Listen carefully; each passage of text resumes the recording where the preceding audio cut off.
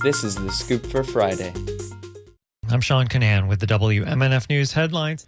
A Florida House Republican filed a proposal yesterday that would prevent the development of such things as golf courses, pickleball courts, and lodges in state parks.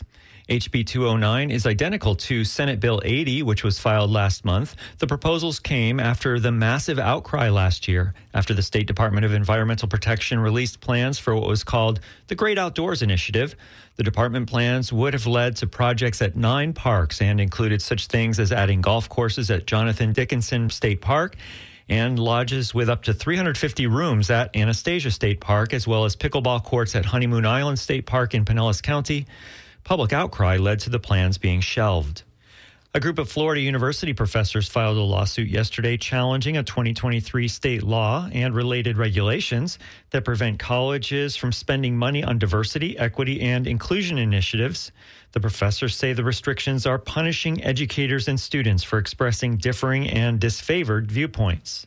The lawsuit, filed by the American Civil Liberties Union of Florida on behalf of 6 professors, alleges that the restrictions violate educators' and students' speech rights and is chilling expression in public universities.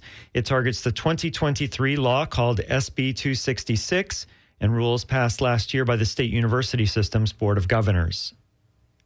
Hillsborough County bus riders may see some upgrades coming to stops this year. WMNF's Chris Young reports officials announced new technology plans for transit riders yesterday. City leaders gathered in East Tampa to cut the ribbon on a newly installed bus shelter. They also announced upgrades for riders paid for by a $5 million community investment grant.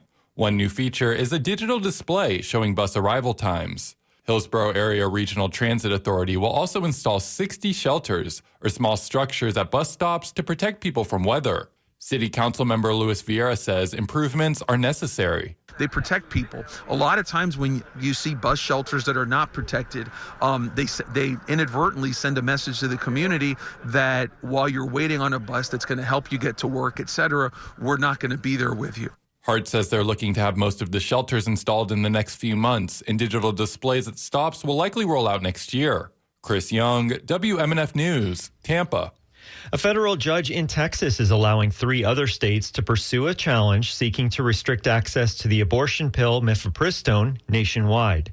The states can now move ahead with their efforts in U.S. District Court. That's where a nominee of former President Donald Trump is the only judge. The states want the courts to prohibit telehealth prescriptions of the pill and to limit its use in the first 7 weeks of pregnancy. It's a narrower challenge than the case brought by a group of anti-abortion doctors. The doctors were told by the U.S. Supreme Court that they don't have the legal right to try to have the federal approval of the drug undone entirely.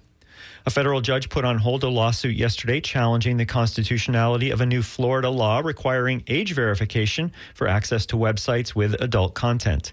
It's because the U.S. Supreme Court is considering a similar Texas case. The judge granted Florida Attorney General Ashley Moody's request for a stay of the lawsuit. The Florida law will remain in effect in the coming months as the Supreme Court weighs the Texas case. The Free Speech Coalition, which is an adult industry organization, is leading challenges to both laws. They argue in part that they violate the First Amendment.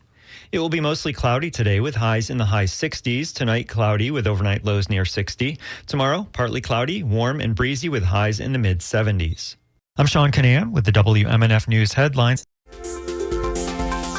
This is The Scoop, recorded at WMNF Tampa.